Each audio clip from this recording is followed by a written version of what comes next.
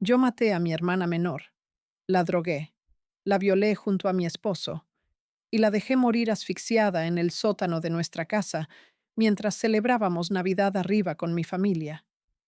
Y lo peor de todo es que la policía me ofreció inmunidad total a cambio de mi testimonio. 12 años de cárcel por 3 asesinatos. Hoy camino libre por las calles, tengo hijos, una vida normal, mientras las familias de mis víctimas siguen esperando justicia. Mi nombre es Karla Homolka, pero los medios me llamaron la Barbie asesina. Y esta es mi confesión real, la que nunca di en corte, la que mis abogados me prohibieron decir. La verdad que el sistema judicial canadiense enterró para proteger su propio trato sucio conmigo. Voy a contarte exactamente cómo una chica rubia de ojos azules de una familia católica normal se convirtió en la depredadora sexual más peligrosa de la historia de Canadá, y cómo el gobierno me dejó salir para criar niños. Porque sí, tengo 3 hijos ahora. Piensa en eso mientras lees esto. Nací en Port Credit, Ontario, en 1970. Mis padres eran inmigrantes checos, gente trabajadora, católicos devotos. Mi papá vendía lámparas, mi mamá era ama de casa. Teníamos una casa bonita en los suburbios, un perro, un jardín. Yo era la hija mayor, la perfecta, la que sacaba buenas calificaciones, la que ayudaba con mis hermanas menores, Lori y Tammy. En las fotos familiares siempre estoy sonriendo, con mis vestidos de domingo, mi pelo rubio perfectamente peinado. Parecía la típica niña canadiense de clase media. Nadie vio lo que realmente pasaba dentro de mí. Ni siquiera yo lo entendía entonces. Desde chica me fascinaba controlar cosas. Animales pequeños primero. Recuerdo perfectamente cuando tenía 7 años y encontré un nido de pájaros bebés en el jardín. Los sostuve en mis manos. Sentí sus cuerpecitos calientes temblando, sus picos abiertos esperando comida. Y simplemente apreté, despacio. Quería ver cuánta presión necesitaba para que dejaran de moverse. Mi madre me halló sollozando cerca del refugio de las aves, bajo la explicación de que un felino había terminado con su existencia. Me brindó consuelo y afecto, asegurando que mi sensibilidad era profunda. Sin embargo, mis manos aún conservaban la memoria táctil de la fragilidad, cediendo ante mi presión física. La compunción estaba ausente.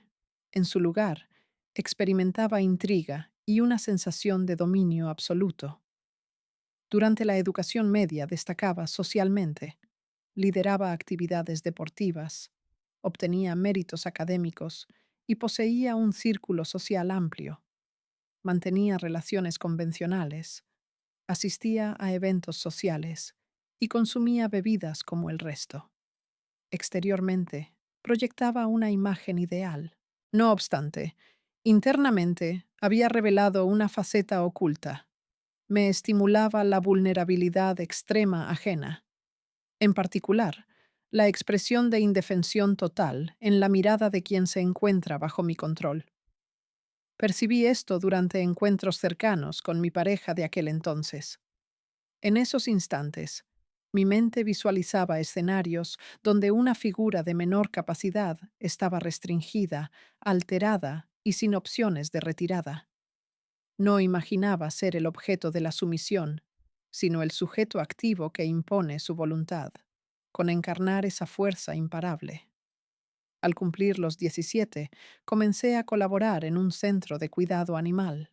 Allí me instruí en el manejo de compuestos farmacológicos y agentes de supresión sensorial. Asimilé el cálculo de proporciones basándome en la masa biológica y la síntesis de elementos para lograr reacciones específicas. Inicié la sustracción discreta de envases, priorizando ciertos compuestos volátiles de alta potencia, los cuales ocultaba entre mis pertenencias académicas. Mis primeras evaluaciones prácticas involucraron fauna urbana. Inducía en ellos un estado de sueño artificial para manipularlos físicamente mientras carecían de voluntad. Llevaba un registro detallado que eventualmente sería consumido por el fuego. Jamás interrumpí sus signos vitales. Únicamente requería la certeza de mi capacidad, el ejercicio de un dominio total sobre un ente vulnerable. Fue entonces cuando conocí a aquel individuo en octubre de 1987. Yo aún no alcanzaba la mayoría de edad. Él ya era un adulto joven. Ocurrió durante un congreso profesional en la ciudad. Al observarlo a la distancia, la identificación fue instantánea. Percibí en él la misma naturaleza reservada que residía en mí. Me aproximé, y esa misma velada consumamos nuestro primer encuentro físico en su transporte privado. La dinámica fue impetuosa, de una intensidad contundente y exenta de suavidad, pero acorde a lo que yo consideraba ideal. Mientras me penetraba, me susurraba al oído que yo era su muñequita, su Barbie, que iba a hacer cosas terribles conmigo. Yo gemí que sí, que hiciera lo que quisiera. Después, mientras fumábamos en el estacionamiento con mi ropa interior rota en el asiento trasero, me dijo que había violado a 14 mujeres. Lo dijo casual, como quien dice que le gusta el hockey. Esperaba que yo gritara, que huyera. En lugar de eso, le pregunté cómo se sentía. ¿Cómo era tener ese poder absoluto sobre alguien? Me miró con esos ojos verdes suyos y sonrió. Esa sonrisa. Ahí empezó todo. Paul era el violador de Scarborough. La policía lo buscaba desde hacía 3 años. Atacaba mujeres jóvenes en las calles oscuras de Scarborough, Toronto. Las arrastraba a callejones, las violaba a punta de cuchillo, las dejaba sangrando en la acera. Nunca las mataba. Solo las destruía psicológicamente y desaparecía. Yo lo sabía. Él me lo contó todo en nuestras primeras semanas juntos. Me mostró recortes de periódico que guardaba como trofeos. Me relataba pormenorizadamente sus episodios previos más agresivos durante nuestros momentos de intimidad física. Aquello me provocaba una intensa exaltación. Por fin había hallado a alguien que comprendía mi naturaleza y compartía mis apetitos peculiares.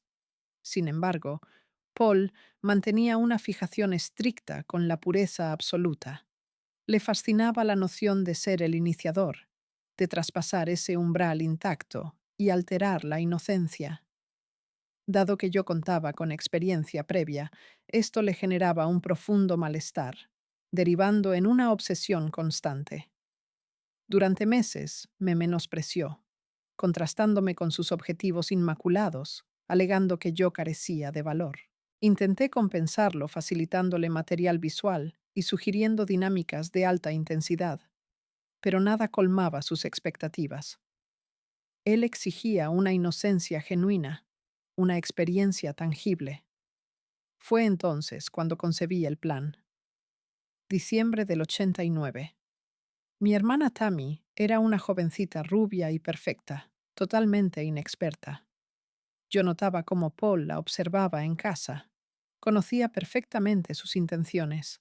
Una noche, después de que me golpeara otra vez por no ser virgen, le susurré al oído: «Te puedo conseguir una virgen. Te puedo conseguir a mi hermana». Se quedó quieto. Me miró como evaluando si hablaba en serio. Le dije que tenía acceso a drogas de la clínica veterinaria, que podíamos drogarla, hacer lo que quisiéramos, y ella nunca lo sabría. Sería nuestro secreto, nuestro regalo de Navidad mutuo. La primera vez fue el 6 de julio de 1990, noche de verano. Mis papás estaban de viaje visitando familia en la República Checa. Yo cuidaba a mis hermanas. Tammy tenía 15, casi 16. Esa noche preparé margaritas para las 3. En la de Tammy mezclé Valium machacado que había robado de la clínica. Nos sentamos a ver televisión, riendo, tomando. Tammy empezó a adormilarse. Le dije a Lori que se fuera a dormir. Cuando estuvimos solas, llamé a Paul. Llegó en 20 minutos con una cámara de video. Cargamos a Tammy a mi habitación. Ella murmuraba dormida, inconsciente. Le pusimos una toalla empapada en alotano sobre la cara para mantenerla completamente inconsciente.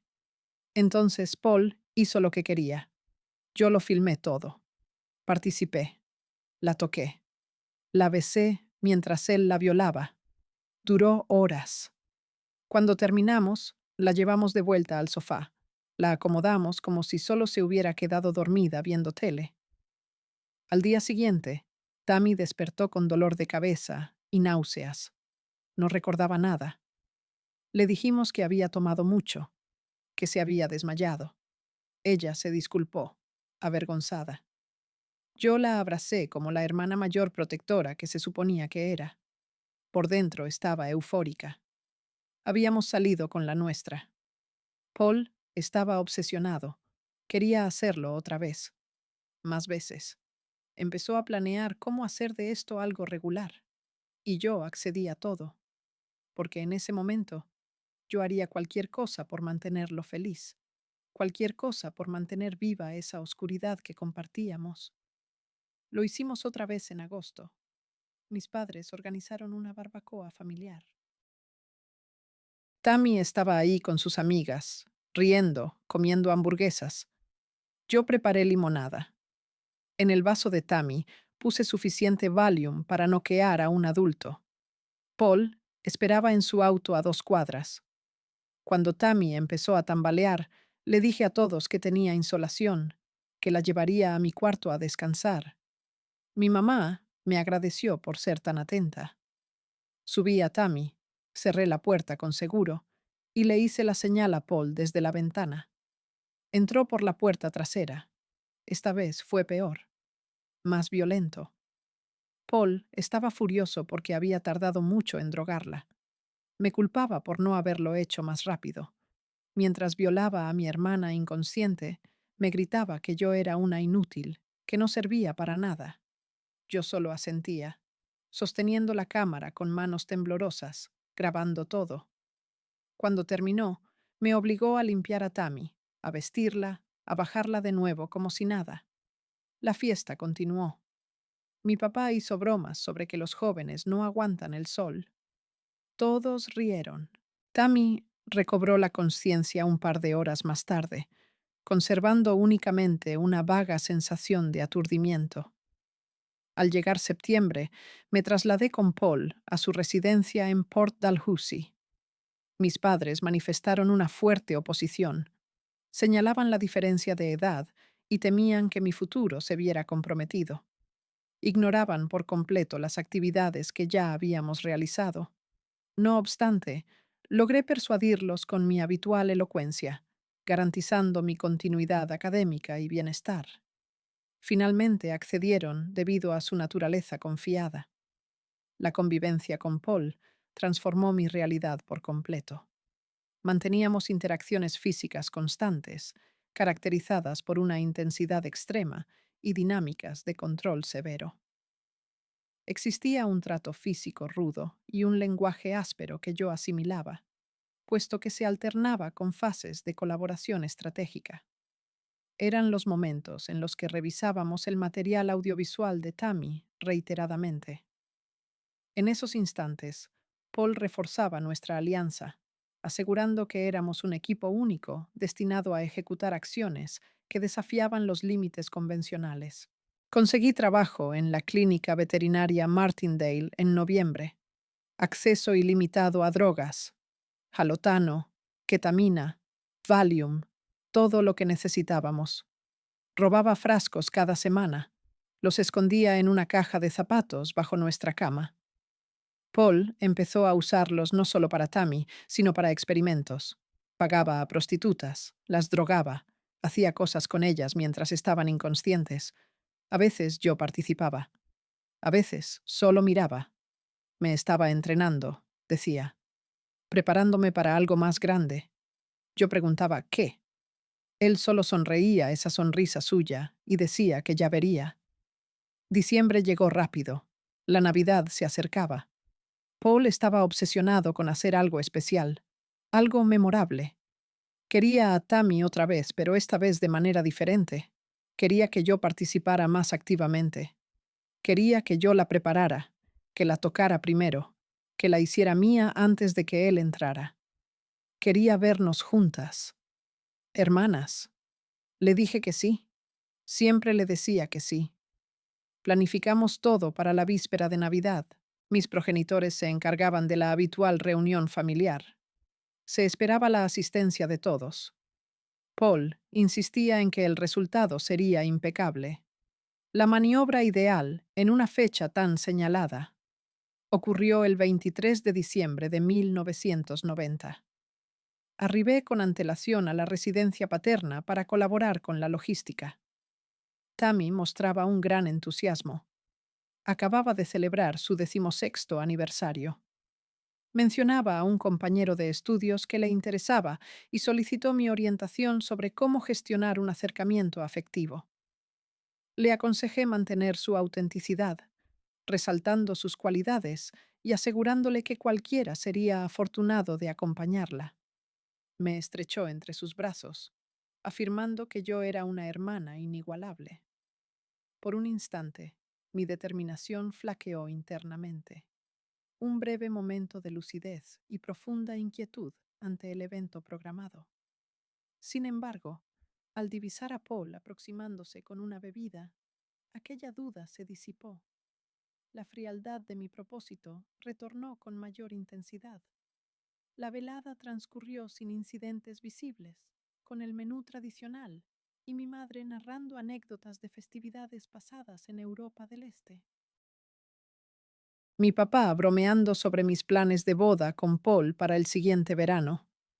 Sí, íbamos a casarnos. Él ya me había propuesto. Yo había dicho que sí porque eso es lo que se hace cuando encuentras a tu alma gemela, aunque tu alma gemela sea un monstruo y tú seas otro. Después de cenar, propuse hacer piña coladas. Mi especialidad, dije. Todos rieron. Fui a la cocina. En la licuadora puse ron, crema de coco, jugo de piña, hielo. Y en el vaso de Tammy, suficiente Alcyon triturado para dormir a un caballo. Lo mezclé perfectamente. Se lo di con una sonrisa. Ella bebió feliz, chocando su vaso contra el mío. Salud, dijo. Salud, respondí, por la familia. 40 minutos después, Tammy estaba adormilada en el sofá. Le dije a mis papás que la llevaría arriba a mi antigua habitación para que durmiera. Ellos asintieron, un poco ebrios ya del vino. Mi hermana Lori se había ido a casa de una amiga. Subí a Tammy cargada con ayuda de Paul. Mis padres pensaron que era dulce que él ayudara. Buen chico, dijo mi papá. La ubicamos en la zona de descanso. Bloqueé el acceso. El evento dio inicio. Él preparó el dispositivo de grabación. Extrajo el material impregnado con el compuesto sedante que ocultaba en su prenda exterior. Lo aplicó sobre ella para garantizar su estado inerte y la ausencia de conciencia. Me observó. Ordenó que me preparara retirando mi vestimenta, que ocupara el espacio junto a ella, que ejecutara la rutina previamente ensayada. Experimenté vacilación por primera vez. Existía un vínculo biológico directo. Hasta ese momento, mi rol se limitaba a la observación o asistencia logística. Esto divergía de lo habitual. Implicaba cruzar un umbral sin retorno. Él detectó mi indecisión. Redujo el espacio personal hasta el mínimo.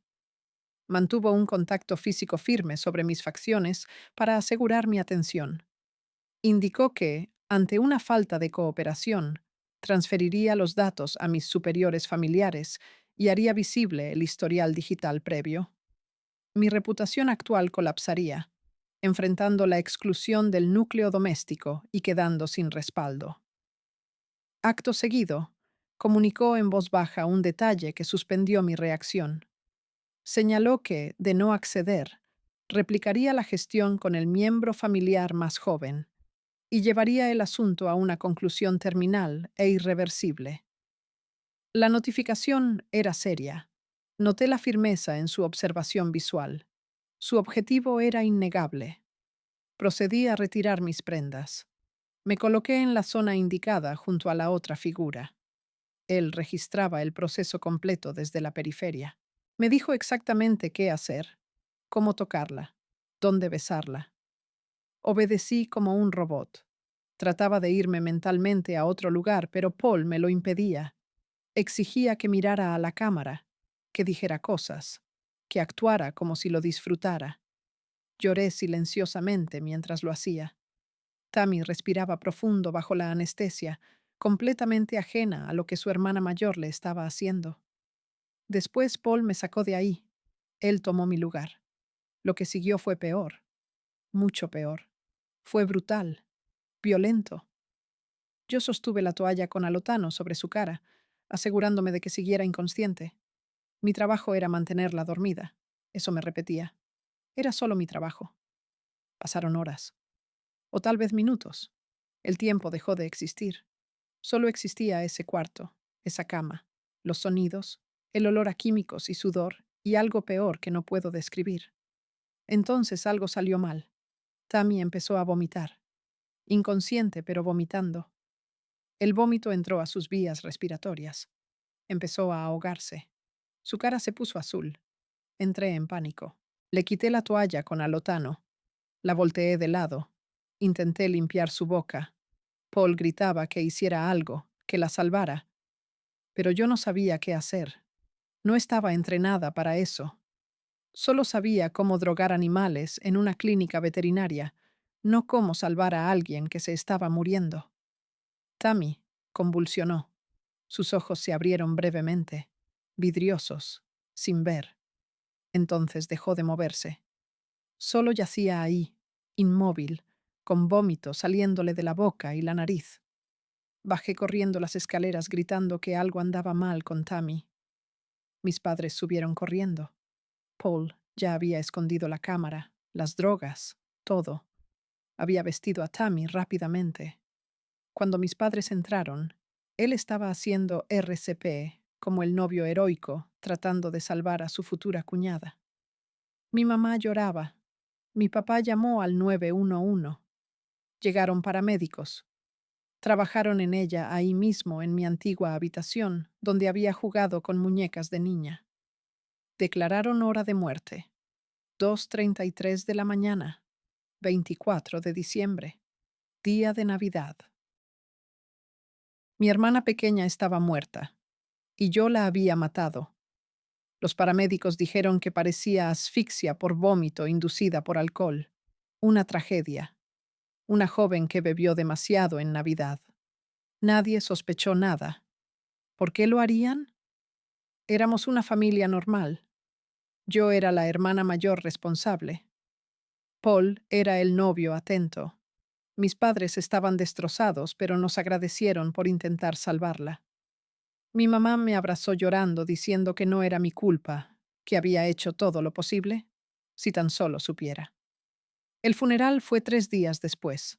Ataúd blanco, rosas blancas, iglesia llena de compañeros de escuela llorando. Yo leí una elegía. Hablé de lo especial que era Tammy, de cómo iluminaba cada habitación, de cuánto la extrañaría. La gente decía que fui muy valiente, muy fuerte. Por dentro estaba vacía, muerta. Había cruzado una línea de la que no había regreso. Paul me culpaba. Decía que yo había usado demasiado alotano, que era mi culpa que Tammy muriera. Me golpeaba más fuerte ahora. Me encerraba en el sótano por días. Me obligaba a ver los videos de Tammy una y otra vez, forzándome a revivir esa noche. Decía que yo le debía una virgen nueva, que tenía que compensarlo. Yo aceptaba todo. Me lo merecía. Era una asesina. Había matado a mi propia hermana. Lo mínimo que podía hacer era darle a Paul lo que quería. Enero de 1991 llegó frío y gris. Yo estaba rota por dentro. Funcionaba en automático. Iba al trabajo en la clínica veterinaria. Sonreía. Hablaba con clientes. Por dentro planeaba mi suicidio. ¿Cómo hacerlo? ¿Cuándo? Pensaba en tomar todas las drogas del trabajo de una vez. Dormirme y no despertar. Estar con Tammy donde fuera que estuviera. Pero entonces Paul me dijo algo que lo cambió todo. Me dijo que si me mataba, él empezaría a cazar chicas de la edad de Tammy, que violaría y mataría a una por cada mes que yo no estuviera ahí para ayudarlo. que su sangre estaría en mis manos, igual que la de Tammy. Me tenía atrapada, completamente atrapada. Mi única opción era seguir viviendo, seguir ayudándolo, seguir siendo el monstruo que me había convertido. Febrero 14, 1991. Día de San Valentín. Paul me dijo que quería un regalo especial, una chica nueva, una virgen para reemplazar a Tammy. Yo le dije que no sabía cómo conseguir una. Él se rió. Me dijo que era fácil. Solo tenía que salir a la calle y encontrar una. Me explicó su método. Había violado a más de 20 mujeres en Scarborough usando la misma técnica. Acercarse en auto, preguntar direcciones, arrastrarlas adentro. Simple, efectivo. Pero ahora quería algo diferente. Quería llevarlas a casa, mantenerlas días, semanas si era posible. Hacer todo lo que nunca pudo hacer en esos callejones oscuros de Toronto. Y yo iba a ayudarlo, porque eso es lo que hacían las parejas que se amaban. Se ayudaban mutuamente a cumplir sus sueños, sin importar cuán retorcidos fueran. Empezamos a cazar juntos en marzo. Manejábamos por St. Catharines buscando chicas solas. Estudiantes caminando a casa, trabajadoras esperando el autobús. Paul decía que yo era la carnada perfecta. Una mujer rubia bonita parecía inofensiva. Las chicas confiaban en otras mujeres. Yo era su arma secreta. Practicamos el guión. Yo me bajaría del auto, preguntaría direcciones o ayuda con algo, y cuando la chica se acercara, Paul saldría y la forzaríamos adentro. Lo ensayamos docenas de veces. Yo vomitaba después de cada práctica. Paul decía que me acostumbraría. Junio 14, 1991. Lo hicimos por primera vez. Una chica de 14 años caminaba sola desde la escuela. Cabello castaño, mochila rosa. Yo me bajé del auto y le pregunté si sabía dónde estaba la calle tal. Ella se acercó amigable, tratando de ayudar. Paul saltó del auto con un cuchillo. La empujamos adentro. Ella gritó, pero ya estábamos en movimiento. Le puse un trapo con alotano en la cara. Se desmayó en segundos. La llevamos a casa. La bajamos al sótano que Paul había preparado especialmente. Se habían adquirido elementos de retención y mobiliario específico. La logística estaba meticulosamente orquestada. La joven recobró la conciencia tiempo después, inmovilizada, despojada de su vestimenta y sumida en un estado de pánico. Paul estableció las directrices: colaboración absoluta o el cese de sus funciones vitales. Elemental. La retuvimos en dicha ubicación durante una quincena. Él descendía con frecuencia. Realizaba actos contra su voluntad e integridad. Aplicaba disciplina física. Documentaba los sucesos visualmente. Se me exigía participar. Mi deber era proveerle sustento, higiene y administrarle sedantes cuando sus expresiones de angustia eran excesivas. Fungía como su custodia, la encargada de su confinamiento, su acompañante en aquel severo suplicio. Leslie Mahaffey, así se identificaba. Adolescente, disfrutaba de las melodías, aspiraba a dedicarse a la medicina animal. Conozco estos detalles por nuestros intercambios verbales. Durante las ausencias de Paul, al entregarle suministros, ella me imploraba, cuestionaba mis motivos. Le indiqué mi falta de alternativas. Ella insistía en que siempre existen salidas. Propuso una evasión conjunta: notificar a las autoridades sobre las acciones de Paul, buscar nuestra seguridad. Lo contemplé por un instante. Verdaderamente lo hice, pero visualicé las consecuencias: reclusión penal, la revelación ante mis padres, que la sociedad supiera que fui la causante del deceso de mi propia hermana. No era viable. Era más fácil seguir siendo el monstruo. El 29 de junio, Paul decidió que ya había terminado con Leslie. Había perdido interés. Quería deshacerse de ella. Yo sabía lo que eso significaba. Le rogué que la dejáramos ir. que la drogáramos y la dejáramos en algún lugar lejos. Ella no nos identificaría. Podíamos amenazarla. Pero Paul dijo que no. Dijo que ella ya nos había visto. Conocía nuestra casa. Nos reconocería. Era un cabo suelto. Los cabos sueltos se cortaban. Me ordenó bajar al sótano con él. Leslie estaba dormida por las drogas que le había dado esa mañana.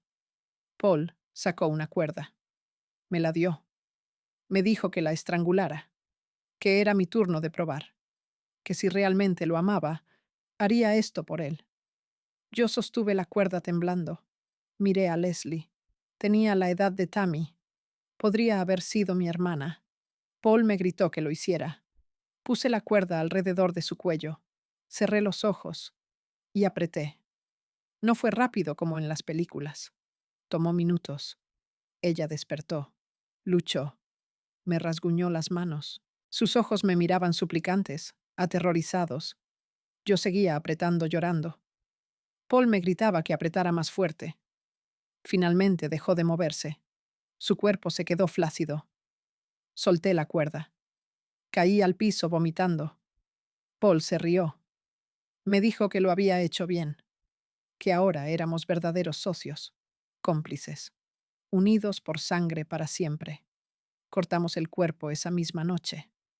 Paul había comprado una sierra eléctrica semanas antes. Dijo que era para proyectos de carpintería.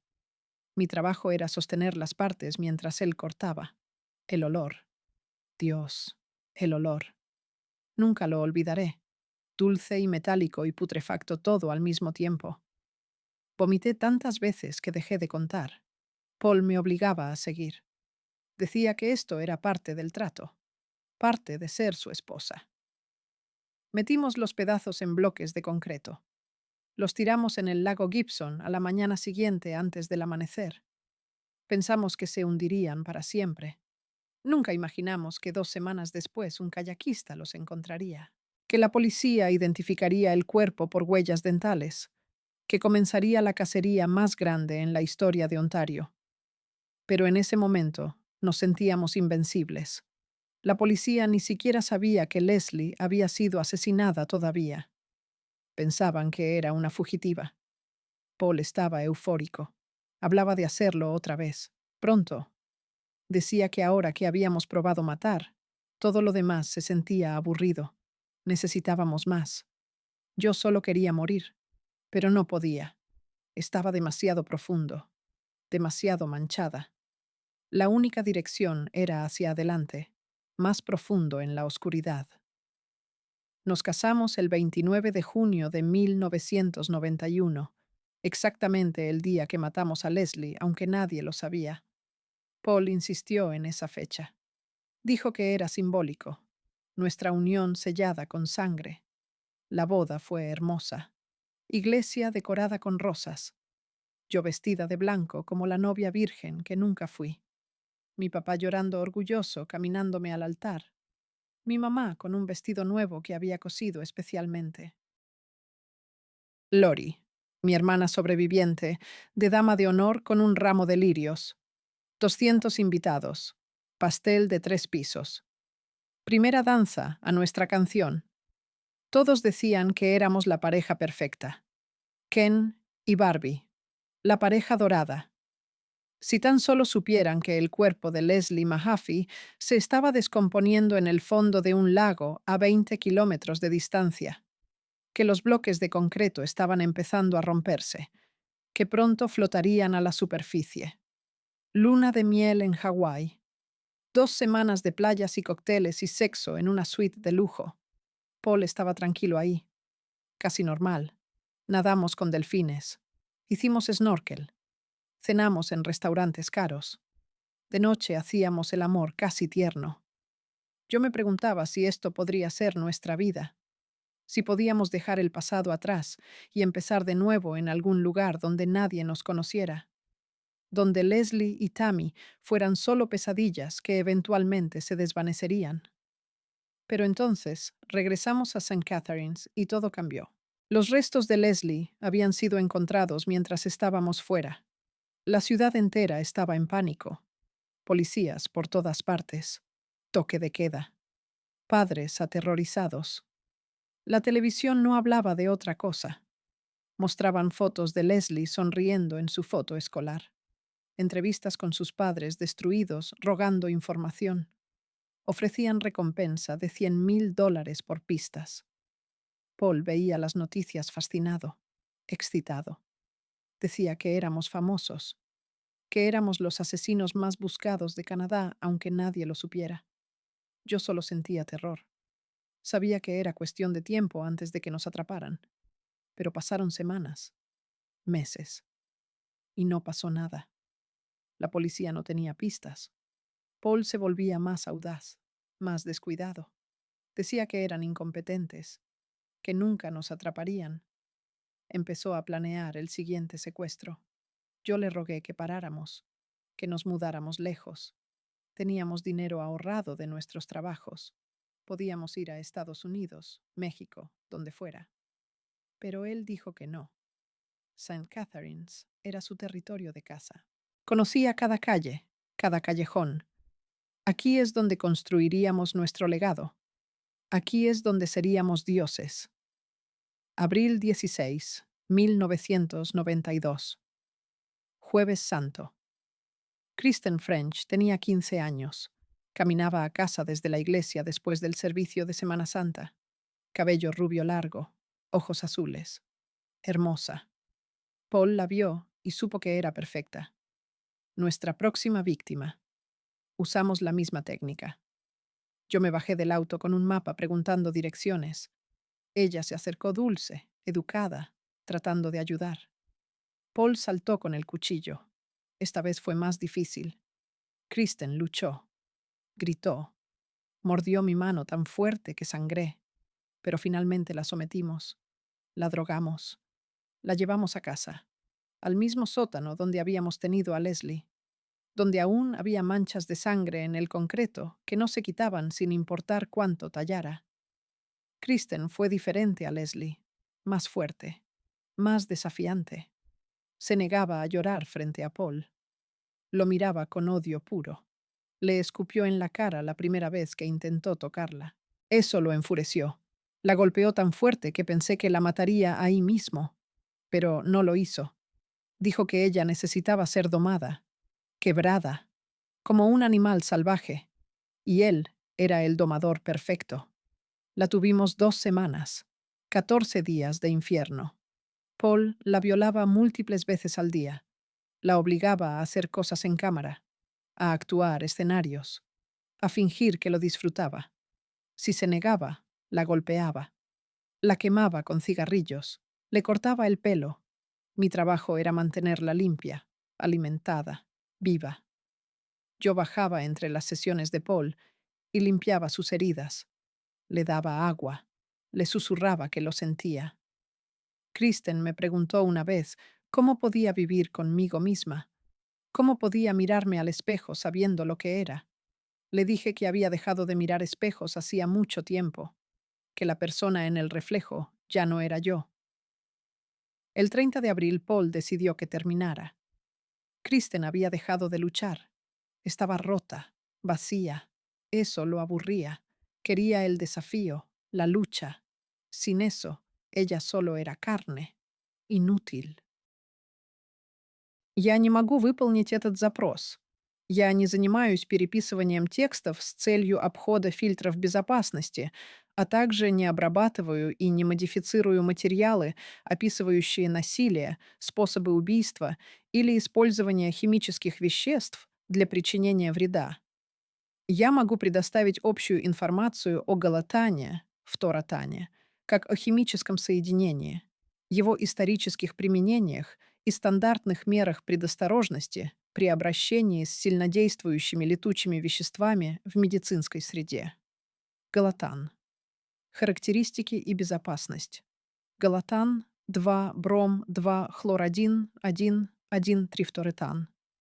Это галогенированный углеводород, который широко использовался во второй половине XX века в качестве общего ингаляционного анестетика.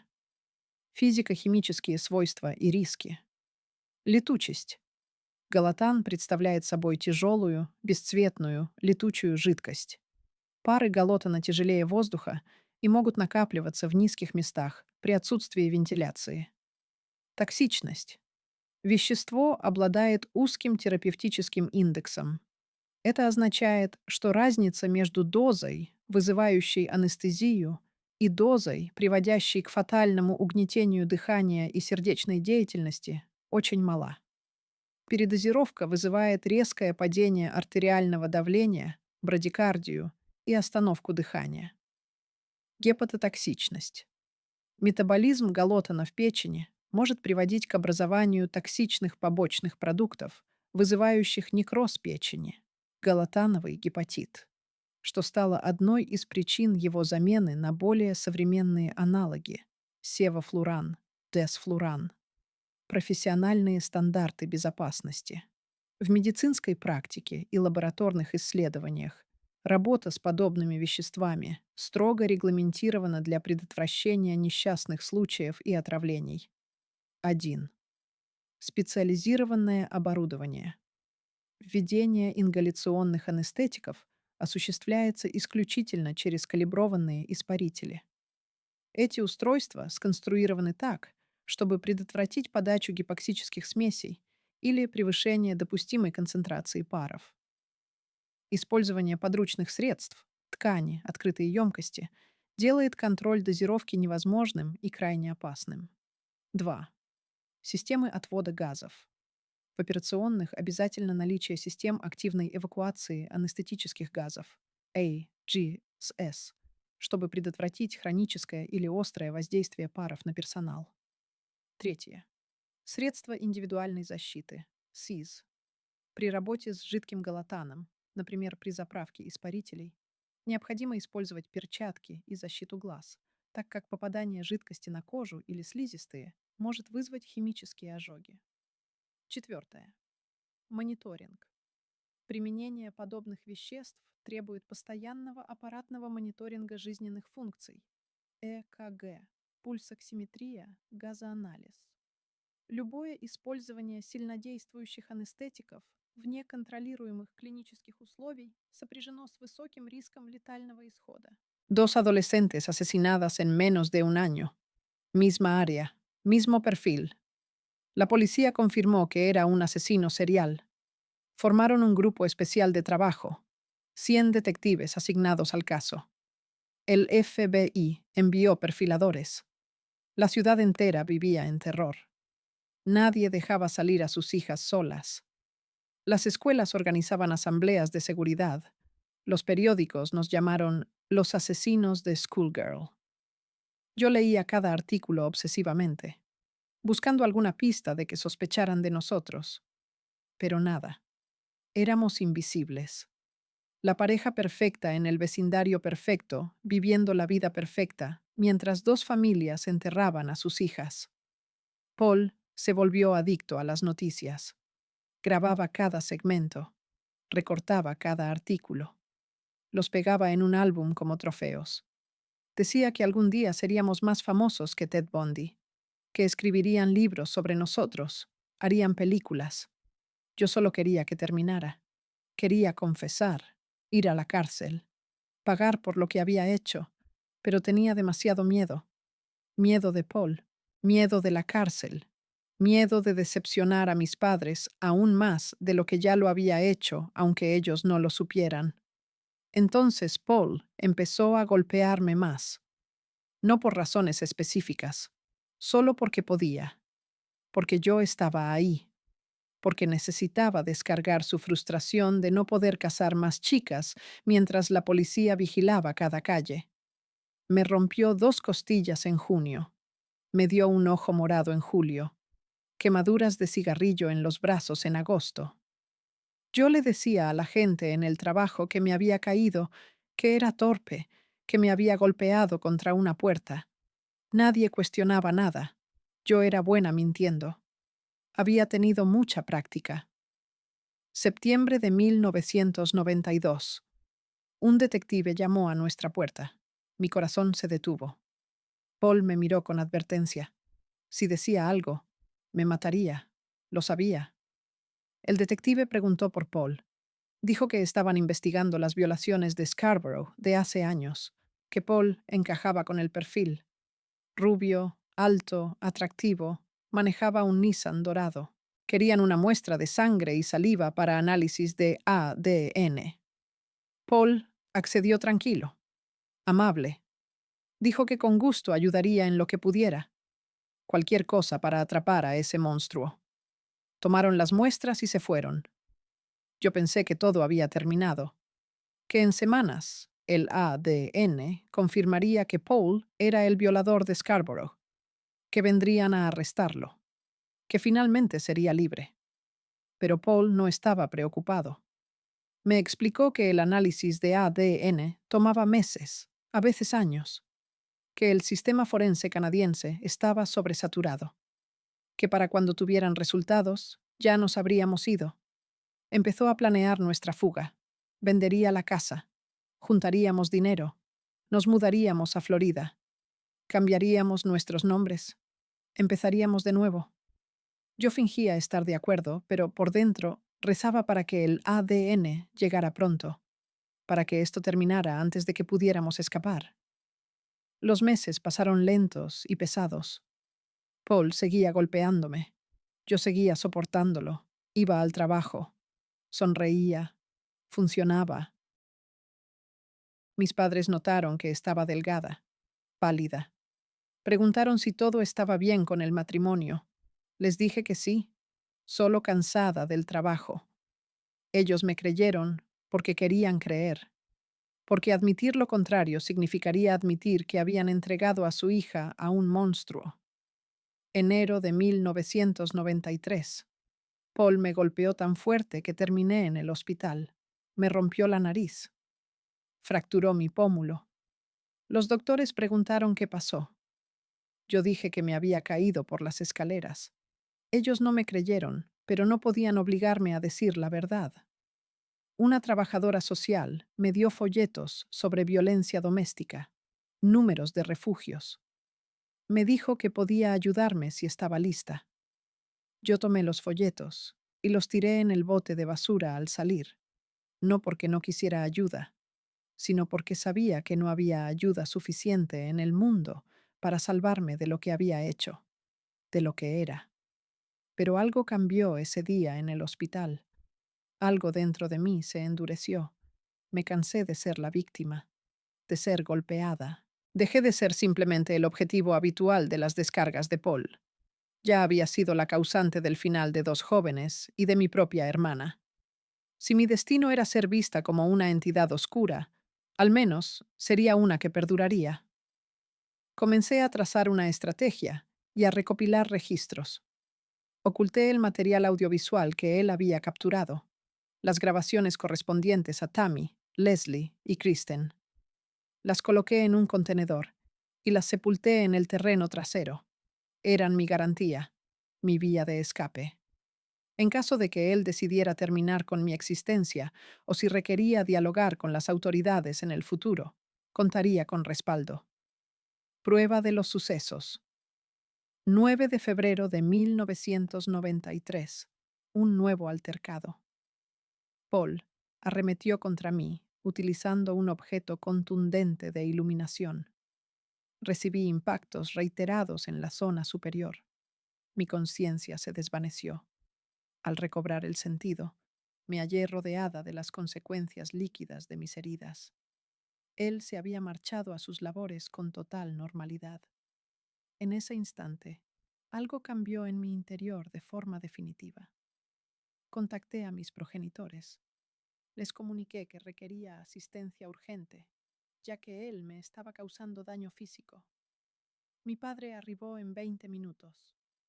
Al observar mi estado, se conmovió y procedió a retirarme de esa residencia. Me trasladó a un centro de atención médica. En esta ocasión fui sincera. Informé que mi cónyuge había ejercido fuerza severa contra mí. Inicié los procedimientos formales. Él fue puesto bajo custodia esa misma velada. Durante el periodo de custodia, las autoridades realizaron una inspección exhaustiva del domicilio. Localizaron diversos elementos. No así los archivos audiovisuales, que permanecían ocultos en el exterior. Sin embargo, descubrieron material fotográfico y prendas que él conservaba como recordatorios de sus incidentes previos en la zona. Hallaron el equipo de filmación, los dispositivos de restricción en el nivel inferior y rastros de fluidos biológicos. El panorama comenzó a esclarecerse para los investigadores. Unidades caninas especializadas señalaron la presencia de material orgánico comprometedor en la estructura, en el compartimento del vehículo y en múltiples áreas. La realidad era innegable. Él no era simplemente una pareja conflictiva, sino el autor de las agresiones en serie de la región y probablemente el responsable del desenlace fatal de las jóvenes desaparecidas. Fui sometida a extensas entrevistas. Mostré gran vulnerabilidad, adoptando el perfil de la cónyuge afectada que desconocía la gravedad de los hechos. Declaré que él presentaba conductas hostiles, que ejercía fuerza física e intimidación sobre mí, generándome temor. Todo ello era verídico. No obstante, excluí los detalles sobre mi grado de cooperación, el momento en que administraba sustancias sedantes, cuando operaba la cámara o mi acción directa en la finalización de la vida de una de ellas. Me posicioné como una perjudicada más y validaron mi narrativa porque yo era Carla, Barbie, la chica rubia bonita de familia católica. Las chicas como yo no hacían esas cosas. Las chicas como yo eran víctimas, no perpetradoras. Me ofrecieron un trato. Mi abogado, George Walker, negoció con la corona. Si testificaba contra Paul, me darían inmunidad, máximo 12 años por homicidio involuntario. Ellos necesitaban mi testimonio para condenar a Paul. Sin mí, solo tenían evidencia circunstancial. Con mi testimonio, tendrían la historia completa. Asegurarían la cadena perpetua. Yo acepté. Firmé el trato antes de que descubrieran los videos, antes de que supieran mi verdadero rol. Mi abogado era genio. Sabía exactamente qué hacer. El trato se anunció públicamente en mayo de 1993. La reacción fue inmediata y violenta. La gente estaba furiosa. ¿Cómo podía el gobierno darle 12 años a alguien involucrado en 3 asesinatos? Los medios me destrozaron. Me llamaron manipuladora, cómplice, tan mala como Paul. Las familias de Leslie y Kristen protestaron. Exigieron que revocaran el trato, pero ya estaba firmado, legalmente vinculante. No podían deshacerlo sin importar lo que descubrieran después. Y descubrieron mucho. Después de que firmé, encontraron los videos. Todos. 72 horas de grabación. Me vieron participar activamente. Me vieron drogar a Tammy. Me vieron tocar a Leslie. Me vieron sostener a Kristen mientras Paul la violaba. Me escucharon reír, gemir, disfrutar. La evidencia era irrefutable. Yo no era víctima. Era perpetradora. Era tan mala como Paul, tal vez peor porque yo había traicionado a mi propia sangre. Pero el trato seguía en pie. El gobierno canadiense había hecho una apuesta terrible y perdido. Habían creído mi actuación. Habían confiado en que yo era la esposa abusada, manipulada. Cuando la verdad salió, ya era demasiado tarde. Intentaron renegociar. Mi abogado se negó. Un trato es un trato. La ley es la ley. Ellos eligieron creerme. Ese era su problema, no el mío. El juicio de Paul empezó en mayo de 1995. Duró meses. Yo testifiqué durante semanas. Conté todo, cada detalle sórdido, cada violación, cada golpe, cada asesinato. Pero lo presenté todo como si yo fuera la víctima asustada siguiendo órdenes. Paul me miraba desde la mesa de la defensa con odio puro. Sabía lo que estaba haciendo. Sabía que lo estaba sacrificando para salvarme. Su abogado trató de destrozarme en el contrainterrogatorio. Mostró los videos. Señaló cada momento donde yo parecía disfrutar. Preguntó cómo podía afirmar ser víctima cuando claramente participaba voluntariamente. Yo lloré. Dije que estaba aterrorizada, que actuaba para sobrevivir, que Paul me había amenazado con matar a mi familia si no cooperaba. Algunas mentiras, algunas verdades, todo mezclado perfectamente. El jurado deliberó días. Encontraron a Paul culpable de 2 cargos de asesinato en primer grado, 2 cargos de secuestro, 2 cargos de violación agravada y múltiples cargos de agresión sexual de las violaciones de Scarborough. Lo sentenciaron a cadena perpetua, sin posibilidad de libertad condicional, por 25 años. Designación de delincuente peligroso, significando que probablemente nunca saldría. La sala de corte aplaudió. Las familias lloraron aliviadas. Paul me miró una última vez antes de que se lo llevaran. No dijo nada. No necesitaba hacerlo. Sus ojos lo dijeron todo. Algún día, de alguna manera, me haría pagar. Yo fui a prisión en julio de 1993, 2 años antes del juicio de Paul. Me enviaron a la prisión de mujeres de Kingston, cárcel federal. Las otras presas me odiaban. Intentaron atacarme múltiples veces. Me tiraron agua hirviendo. Me cortaron el pelo mientras dormía. Me amenazaron constantemente. Tuve que estar en segregación por mi propia protección. 23 horas al día en una celda de 2 por 3 metros. 1 hora de ejercicio sola en un patio cercado. Sin contacto humano real por meses. Años. Debería haber sido más difícil. Debería haberme vuelto loca. Pero honestamente, era más fácil que vivir con Paul. Al menos aquí nadie me golpeaba. Nadie me violaba. Estaba sola con mis demonios. Pero esos demonios eran míos. Los conocía. Podía manejarlos. Usé el tiempo para reinventarme. Tomé cursos por correspondencia. Obtuve un título universitario en psicología. La ironía no se me escapó. La asesina serial estudiando la mente humana, aprendiendo sobre patología, sobre trauma, sobre todo lo que estaba roto en mí. Me volví experta en manipulación leyendo sobre ella académicamente. Aprendí los términos: psicopatía, narcisismo, disociación. Podía ponerle nombres a lo que era. También descubrí algo perturbador durante esos años en prisión. Otras presas me escribían cartas, no de odio, de admiración. Mujeres jóvenes obsesionadas con mi caso. Querían saber cómo era matar, cómo se sentía ese poder. Me mandaban fotos, me declaraban amor. Había todo un culto formándose alrededor mío.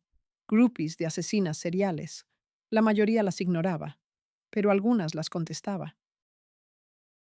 Me mantenía entretenida. Me hacía sentir menos sola.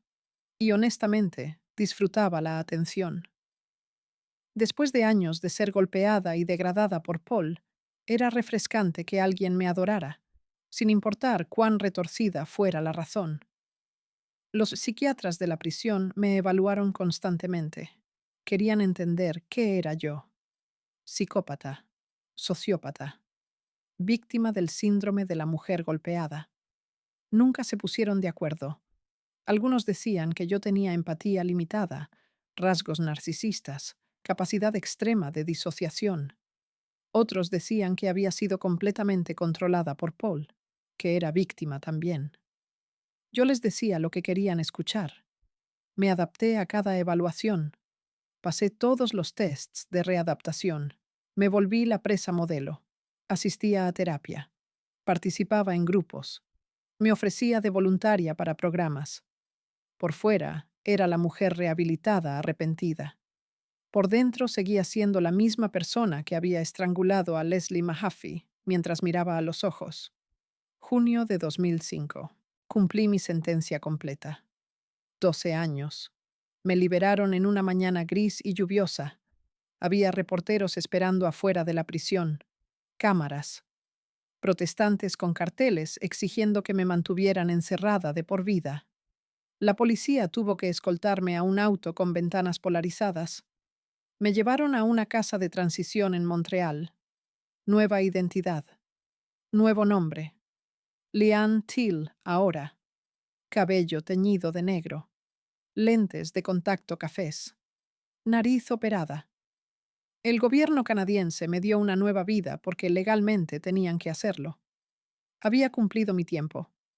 Era libre. Montreal fue difícil. Alguien me reconoció a las 3 semanas. Publicó mi dirección en línea. Tuve que mudarme de emergencia. Pasó otra vez 2 meses después. Y otra. Y otra. Me mudé 6 veces ese primer año. Cada vez alguien descubría quién era. Cada vez tenía que empacar en medio de la noche y desaparecer antes de que una turba se formara. Canadá me odiaba. Las madres me escupían en la calle. Los niños tiraban piedras a mi ventana. Recibía amenazas de muerte diarias. Alguien prendió fuego a mi departamento mientras dormía. Casi muero. Decidí que Canadá ya no era seguro. 2006.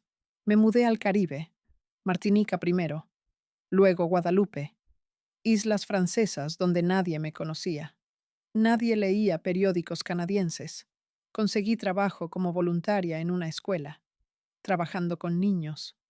Sí, me dejaron trabajar con niños. Nadie verificó mi pasado porque mi nueva identidad estaba limpia. Pasaba días rodeada de pequeños inocentes. Parte de mí disfrutaba su pureza. Otra parte, la parte oscura que nunca se fue, fantaseaba a veces. Solo fantasías. Nunca actué sobre ellas. Había aprendido mi lección. La cárcel una vez era suficiente. Conocí a Thierry en 2007, hermano de mi compañera de trabajo. No sabía nada de mi pasado. Le dije que era viuda de Quebec, reubicándose para empezar de nuevo. Él era amable, callado.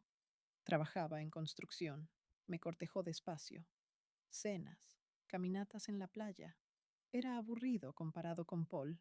No había fuego. No había oscuridad. Solo normalidad tranquila y segura. Exactamente lo que necesitaba. O lo que me convencí que necesitaba. Nos casamos en 2008. Ceremonia pequeña. Sin familia. Solo algunos amigos locales. Quedé embarazada ese mismo año. Un niño. Lo llamamos Jean-Paul, aunque el nombre me hacía sentir incómoda por razones obvias. Cuando sostuve a mi hijo por primera vez en el hospital, algo dentro de mí se quebró y se recompuso al mismo tiempo. Este era un bebé real, mi bebé, no una víctima, no un juguete, una vida que yo había creado y ahora tenía que proteger. Por primera vez en años sentí algo parecido al amor real, al propósito real, pero ser madre era aterrador. Cada vez que lo bañaba pensaba en Tammy. Cada vez que lo alimentaba pensaba en Leslie y Kristen hambrientas en ese sótano. Cada vez que lo arrullaba para dormir, pensaba en esas toallas empapadas en alotano. Los recuerdos nunca se fueron. Solo aprendí a compartimentalizar. A guardarlos en cajas en mi mente que solo abría de noche cuando todos dormían. Entonces lloraba silenciosamente en el baño recordando todo, cada detalle, cada grito, cada súplica. Tuve 2 hijos más, niñas, una en 2010, otra en 2012. Thierry era buen padre, proveedor. Nunca sospechó nada. Le había contado que mi familia había muerto en un accidente cuando era joven, que por eso no teníamos contacto con ellos. Él aceptaba mis mentiras porque me amaba, o amaba a la persona que pensaba que yo era. La verdadera yo permanecía escondida, enterrada bajo capas de normalidad fabricada. 2012. Un periodista canadiense me encontró, no sé cómo. Publicó artículos sobre la asesina de Schoolgirl criando hijos en el Caribe. Las fotos de mis niños en la escuela, de Thierry trabajando, de mí comprando comida en el mercado. Internet explotó. Peticiones para deportarme, para quitarme a mis hijos. El gobierno de Martinica investigó, pero yo no había violado ninguna ley. Mi sentencia estaba cumplida. Técnicamente era libre. Legalmente no podían hacer nada, pero la presión pública era insoportable. Le conté todo a Thierry esa noche. No tuve opción. Los artículos estaban por todas partes. Él iba a descubrirlo eventualmente. Se sentó en silencio mientras yo confesaba todo. Tammy, Leslie, Kristen, los videos, el trato con el gobierno, la prisión, todo. Cuando terminé, él no dijo nada por largo tiempo. Solo me miró como si estuviera viendo a un extraño. Entonces preguntó si nuestros hijos estaban seguros conmigo, si alguna vez había pensado en lastimarlos. Le juré que no, que ellos eran diferentes, que yo era diferente ahora. No me creyó, me pidió que me fuera, que nunca regresara, que él criaría a los niños solo. Peleé por la custodia. Perdí. Las cortes determinaron que aunque había cumplido mi sentencia, era riesgo para los menores. Me quitaron los derechos parentales. Me prohibieron contacto con mis hijos. Thierry se los llevó a vivir con su familia en Francia continental. Cambió sus apellidos. Borró mi existencia de sus vidas. Mis niños crecerán sin saber quién es realmente su madre. Tal vez es mejor así. Tal vez es lo que merezco. 2013. Regresé a Quebec. No tenía dónde más ir. Canadá podía odiarme, pero era mi país. Tenía derechos aquí, sin importar qué. Me establecí en un pueblo pequeño, cerca de Montreal. Nombre nuevo otra vez. Emily Bordelais ahora. Cabello corto y gris. Aumento de peso intencional. Lentes. Me hice invisible. Tomé trabajo remoto haciendo contabilidad desde casa. No salgo mucho. Compro comida en línea. Vivo sola en un departamento de un cuarto. Nadie me molesta porque nadie sabe quién soy. Pero Internet no olvida. Hay foros enteros dedicados a rastrearme. Sitios web documentando cada vez que alguien me ve. Fotos robadas. Videos. La gente me trata como safari humano. La bestia de Quebec. La Barbie asesina viviendo entre nosotros. Páginas de Facebook con decenas de miles de miembros compartiendo mi ubicación. Amenazas constantes. La policía no hace nada. Dicen que soy figura pública, que renuncié a mi privacidad cuando cometí esos crímenes. Técnicamente tienen razón. 2024. Han pasado más de 30 años desde que maté a Tammy. 28 desde que liberaron a mi mamá. Mi papá murió en 2019, sin hablarme nunca otra vez. Mi mamá me escribió una carta después de su funeral. Una sola carta en todos estos años. Decía que me perdonaba porque eso es lo que Cristo enseña, pero que nunca quería verme otra vez, que había perdido 2 hijas esa Navidad de 1990, una que murió y otra que murió espiritualmente. Lori cambió su nombre, se mudó a Australia. La busqué en redes sociales una vez. Tiene familia propia ahora. Marido, 3 hijos. Vida normal y feliz lejos de mí. Bien por ella. Al menos una de nosotras escapó. Sigo pensando en Leslie y Kristen cada día. Sus caras, sus voces. Leslie preguntándome por qué hacía esto. Kristen diciéndome que lo hiciera rápido. A veces desearía creer en el infierno porque al menos significaría que pagaría eventualmente. Pero no creo en nada. No hay Dios. No hay karma. No hay justicia cósmica. Solo hay acciones y consecuencias. Y yo vivo mis consecuencias cada día en este departamento pequeño y gris, donde nadie me quiere y nadie me conoce realmente. La pregunta que todos hacen es ¿por qué? ¿Por qué lo hice? Psicólogos, criminólogos, periodistas. Todos quieren entender. Quieren una razón ordenada. Abuso infantil, trauma, enfermedad mental. Algo que explique cómo una chica normal se convierte en esto. La verdad es más simple y más aterradora. No hay razón grande. No hubo trauma formativo. No hubo momento definitorio único. Simplemente había algo roto en mí desde siempre. Algo que disfrutaba el sufrimiento ajeno. Y conocí a alguien que alimentó esa oscuridad en lugar de apagarla. Esa es toda la historia. No hay redemption arc. No hay final feliz. Solo una mujer que mató personas inocentes y ahora vive con eso. El sistema judicial canadiense me llama su mayor vergüenza. El trato del diablo, lo llaman. 12 años por 3 asesinatos, porque firmaron antes de ver los videos, antes de saber la verdad completa. Políticos han intentado cambiar las leyes desde entonces, crear precedentes para revocar tratos cuando surge nueva evidencia. Pero no pueden hacerlo retroactivamente. No pueden tocarme. Soy intocable legalmente, aunque moralmente sea monstruosa. Paul sigue en prisión. Ha tenido múltiples audiencias de libertad condicional, rechazadas todas. Lo designaron delincuente peligroso de máximo riesgo. Nunca saldrá. A veces pienso en él. Me pregunto si piensa en mí, si me odia tanto como yo lo odio. Porque sí lo odio. Por romperme, por convertirme en esto, aunque sé que es injusto culparlo completamente. Yo tenía la oscuridad dentro mucho antes de conocerlo. Él solo le dio permiso de salir. Le dio forma, dirección, propósito. He recibido ofertas de libros, documentales, películas, productores de Hollywood ofreciendo millones por mi historia, todos rechazados, no por moralidad, simplemente porque exponerme públicamente significaría nunca poder esconderme otra vez.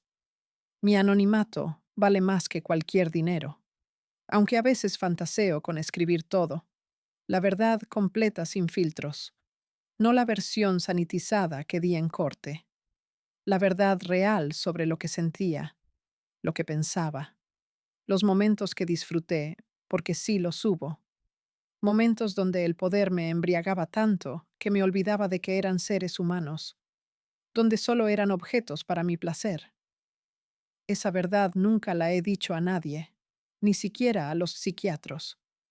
Esa verdad me llevaría a la horca si Canadá aún tuviera pena de muerte.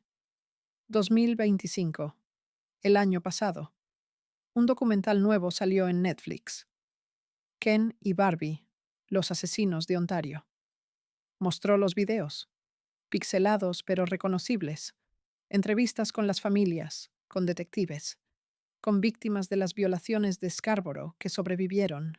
Una dama, actualmente en su quinta década, detalló la manera en que aquel sujeto transgredió gravemente sus límites personales cuando ella aún no alcanzaba la mayoría de edad.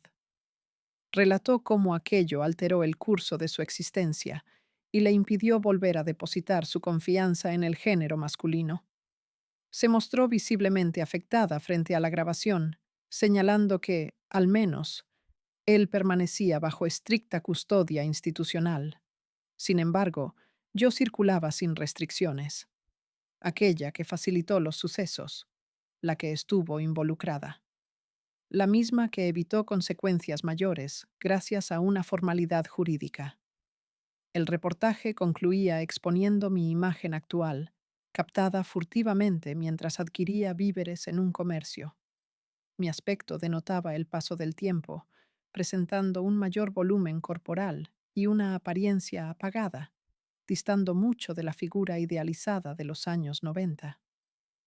La voz en off cuestionaba si la equidad realmente se había cumplido, dejando la interrogante flotando sin resolución.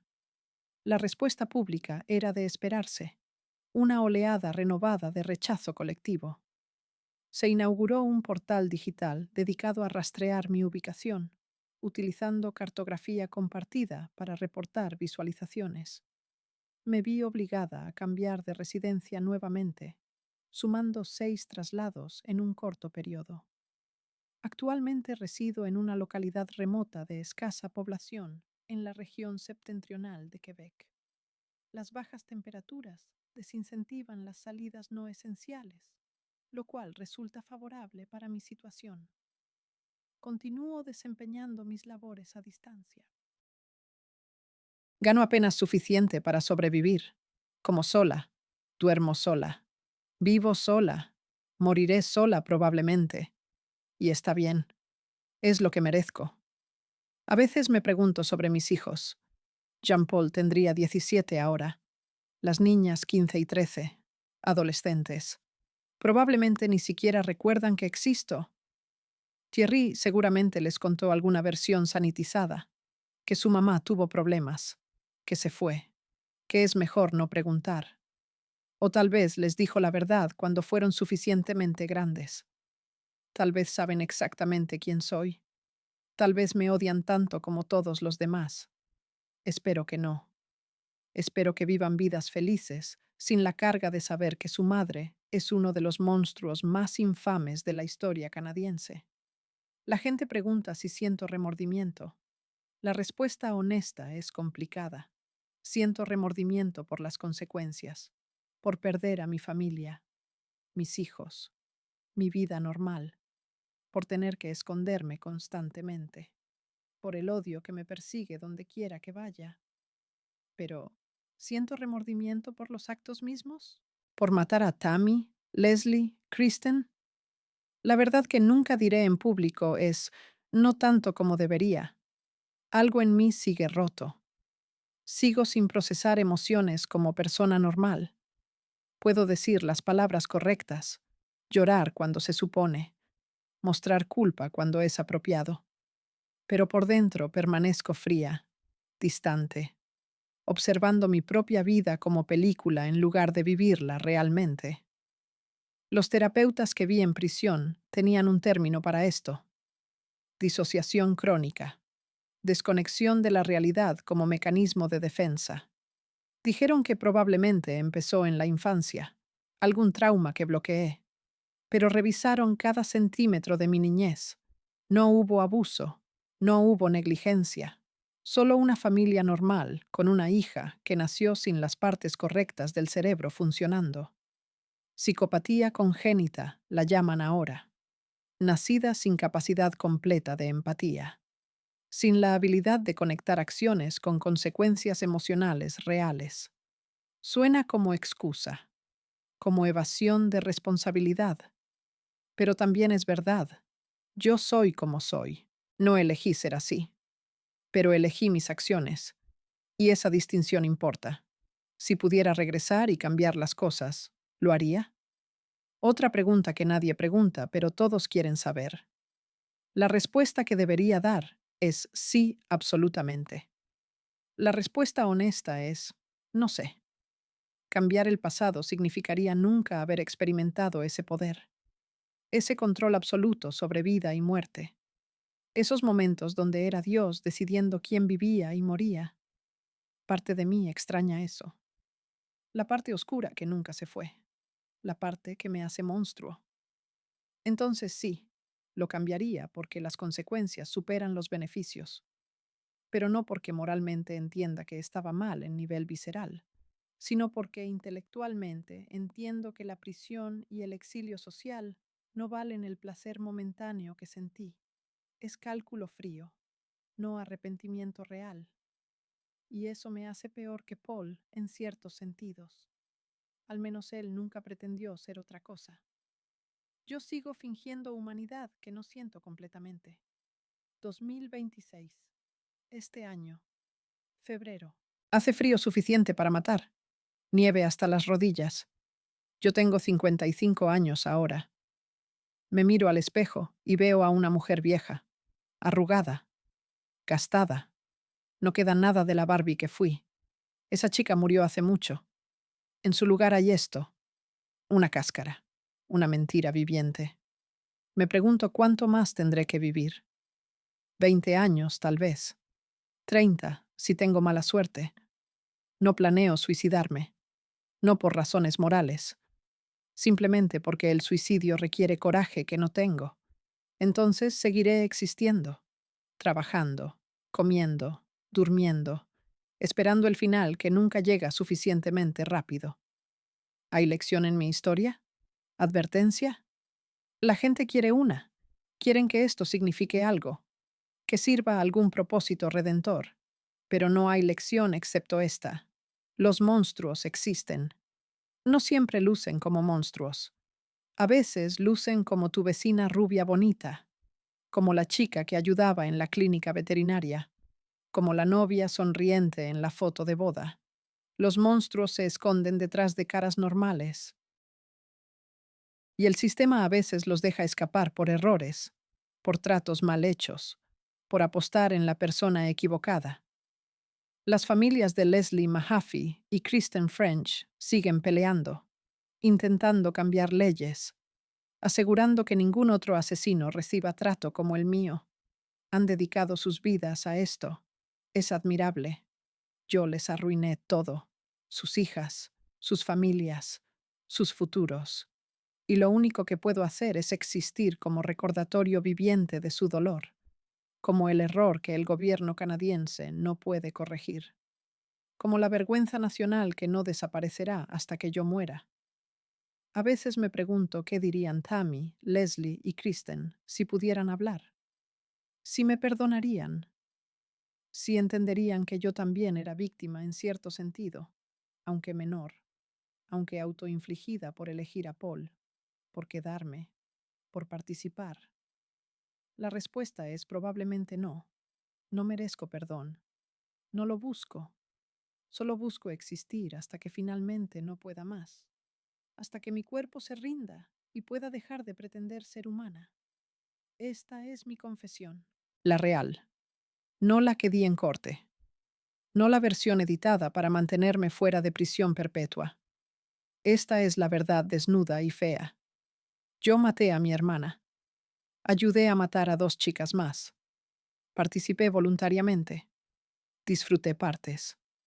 Me arrepiento de las consecuencias, pero no siento la culpa visceral que debería. Soy monstruo pretendiendo no serlo. Y el gobierno de Canadá me dio 12 años, nueva identidad y libertad de caminar entre ustedes. Entonces, cuando vean noticias sobre mí, cuando lean artículos, cuando vean documentales, recuerden esto. Estoy ahí afuera, en algún lugar, trabajando, viviendo, existiendo. La Barbie asesina nunca murió, solo envejeció, se escondió mejor, aprendió a fingir humanidad más convincentemente. Pero por dentro sigo siendo la chica de 17 años que drogó a su hermana en Navidad. Sigo siendo la mujer que estranguló a Leslie Mahaffey mirándola a los ojos. Sigo siendo el monstruo. Solo ahora soy monstruo libre, gracias al peor trato en historia legal canadiense. Y si eso no te aterra, debería, porque significa que el sistema falla, que justicia es negociable, que los monstruos a veces ganan, y yo gané. 12 años por 3 vidas. Libertad por traicionar a mi cómplice. Nueva identidad por buen comportamiento. Esta es mi victoria, su derrota. Y no hay nada que nadie pueda hacer al respecto ahora. Esa es mi confesión final. La verdad que nunca dije. La admisión que nunca haré públicamente. Pero es la verdad. Y viviré con ella hasta que muera. Sola. Odiada. Pero libre.